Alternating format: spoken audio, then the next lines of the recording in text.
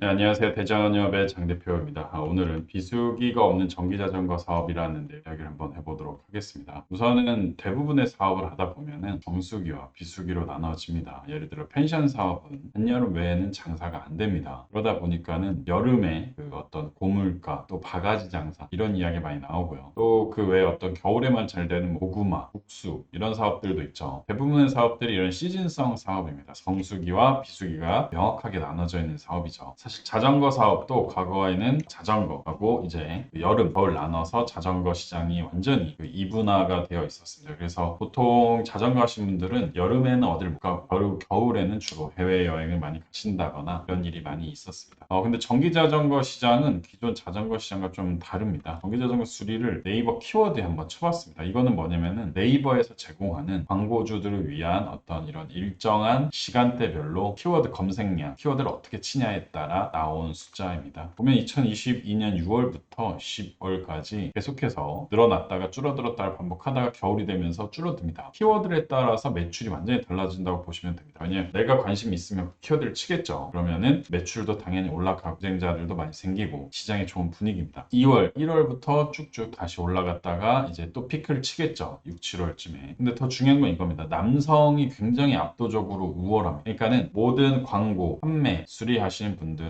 초점을 여성분들하고 남자분들의 비율을 8대 2 정도로 봐야 된다라고 보시면 될 것 같고요. 근데 그 중에서 남자분들이 모바일이 아닌 데스크탑으로 이 전기자전거 수리를 많이 검색하고 공부한다는 거죠. 이거 이유가 뭐냐면은 실제 얼리어답터 시장에서 이런 현상이 많이 일어나는데요. 핸드폰으로 보는 거는 약간 일시적으로 검색했다가 기록만 해두는 거고요. 데스크탑으로 본다는 거는 굉장히 진지하게 본다는 거죠. 예를 들면 저희가 뭐 라면 하나를 온라인에서 구매한다. 모바일로 보겠죠. 비교할 필요가 없으니까 가격이 머리가 들어가 있으니까. 근데 만약에 제가 자동차를 구매한다. 집을 구매한다. 라고 했을 때 모바일로 집을 구매하거나 자동차를 구매하는 사람이 있을까요? 없죠. 그러다 보니까는 이런 어떤 그 모바일로 보는 사람이 꽤 많아지는 게 이유인데 역시나 나이대가 30에서 40대, 50대 분들은 모바일보다 PC가 편하다. 그리고 전문적으로 이거를 보시거나 하실 분들이 많다라고 보시면 좋을 것 같습니다.